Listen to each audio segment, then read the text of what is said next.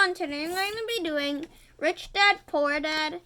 I think I'm on chapter 1. Let me see.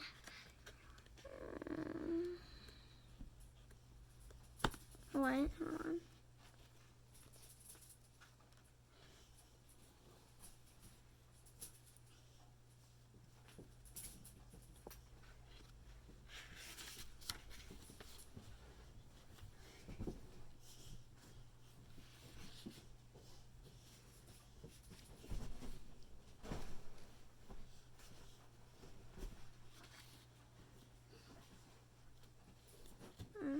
Okay. Chapter 1. A partnership is formed. The next morning, I told my friend Mike what my dad had said. As best as I could tell, Mike and I were the only poor kids in this school. Mike was also in this school by a twist of fate. Sometimes he had drawn a chalk in the line for the school district, and we wound up in the school with the rich kids. We weren't really poor, but we felt as if we were, because all the other boys had new baseball gloves, new bicycles, and new everything. Mom and Dad provided us with the basics, like food, shelter, and clothes, but that was about it. My dad used to say, if you want something, work for it. We wanted things, but there's not much work available for 9-year-olds. So what do we do to make money? Mike asked. I don't know, but do you want to be my partner? He agreed, and so on that Saturday morning, Mike became my first business partner. We spent all morning coming up with ideas on how to make money. Occasionally, we talked about all the cool guys at Jimmy's beach house having fun. It hurt a little, but that hurt was good, because it inspired us to keep thinking of a way to make money. Finally, that afternoon, a bolt of lightning struck. It was an idea Mike got from a science book he had read. Excitedly, we shook hands, and the partnership now had a business. For the next several weeks, Mike and I ran around our neighborhood, knocking on doors and asking our neighbors if they would save their toothpaste tubes for us. With puzzled looks, most adults consented with a smile. Some asked us what we were doing, to which we replied, we can't tell you, it's a business secret. Mom grew distressed as the weeks wore on. We had selected a site next to a washing machine as the place we would stockpile our raw materials, and a brown cardboard box that at one time had held catsup bottles. Our little pile of used toothpaste tubes began to grow. Finally, my mom put her foot down. The sight of her neighbor's messy, crumpled, used toothpaste tubes had gotten to her. What are you boys doing? She asked, and I don't want to hear it again that it's a business secret. Do something with this mess or I'm going to throw it out. Mike and I pleaded and begged, explaining that we would soon have enough and then we would begin production.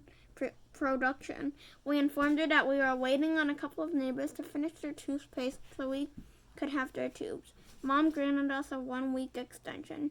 The date to begin production was moved up, and the pressure was on. My first partnership was already being threatened with an eviction notice by my own mom. It became Mike's job to tell the neighbors to quickly use up their toothpaste, saying their dentist wanted them to brush more often anyway.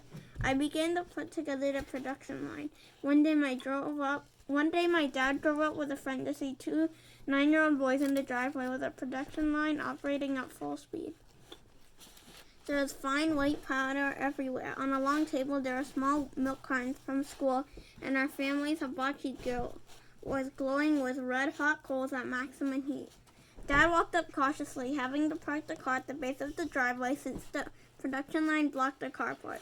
As he and his friends got closer, they saw a steel pot sitting on the top of the coals in which the toothpaste tubes were being melted down. In those days, toothpaste did not come in plastic tubes. The tubes were made of lead. So once the paint was burned off, the tubes were dropped in the small steel pot. They melted until they became liquid, and with my mom's pot holders, we poured the liquid through a small hole in the top of the milk cartons. The milk cartons were filled with plaster of Paris. White powder was everywhere. In my haste, I had knocked the bag over, and the entire area looked like it had been hit by a snowstorm. The milk cartons were the outer containers for the plaster of Paris mold. My dad and his friend watched carefully as we carefully poured the molten through a small hole in the top of the plaster of Paris cube. Careful, my dad said. I nodded without looking up. Finally, once the pouring was through, I put the steel pot down and smiled at my dad. What are you boys doing? He asked with a cautious smile. We're doing what you told me to do. We're going to be rich, I said. Yep, said Mike, grinning and nodding his head. We're partners. What is in those plastic molds? My dad asked. Well, watch, I said. This should be a good batch. With a small hammer, I tapped out the seal that divided the cube in half. Cautiously, I pulled out the top half of the plaster mold, and a lead nickel fell out. Oh no, my dad exclaimed. You're casting nickels out of lead. That's right. We're doing as you told us to do. We're making money. My dad's friend turned and burst into laughter. My dad smiled and shook his head. Along with a fire and a box of spent toothpaste tubes, in front of him were two little boys covered with white dust, smiling from ear to ear. He asked us to put everything down and sit with him on the front step of our house. With a smile, he gently explained what the word counterfeiting meant. Our dreams were dashed. You mean this is illegal? Asked Mike in a quivering voice. Let them go, my dad's friend said. They might be developing a natural talent.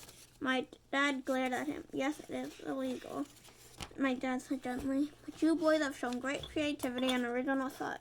Keep going. I'm really proud of you. Disappointed, Mike and I sat in silence for about 20 minutes while we began cleaning up our mess.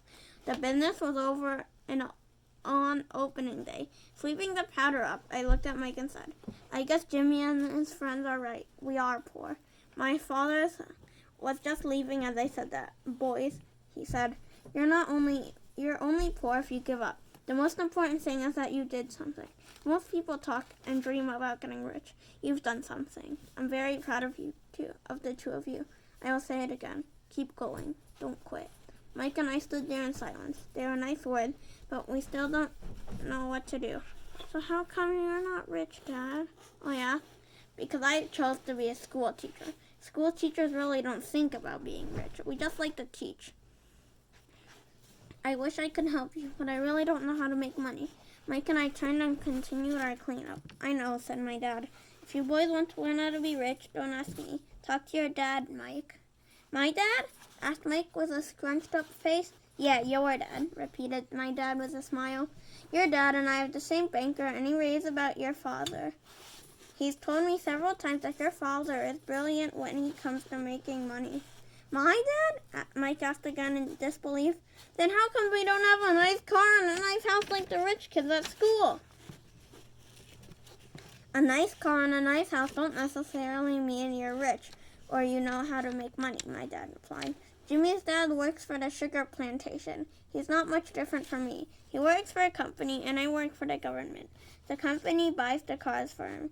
The sugar company is in financial trouble and Jimmy's dad may soon have nothing. Your dad is different, Mike. He seems to be building an empire, and I suspect in a few years he will be a very rich man.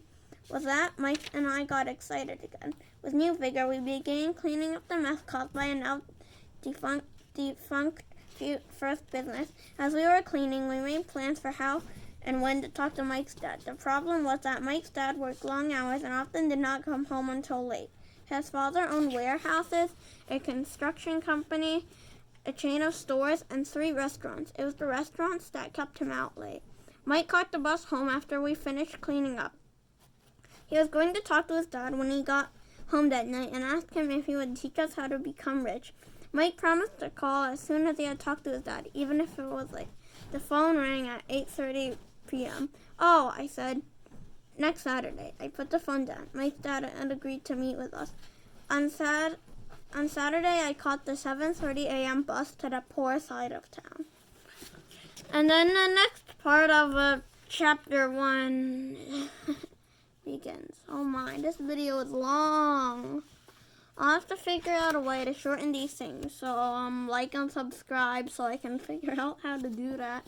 Okay, bye!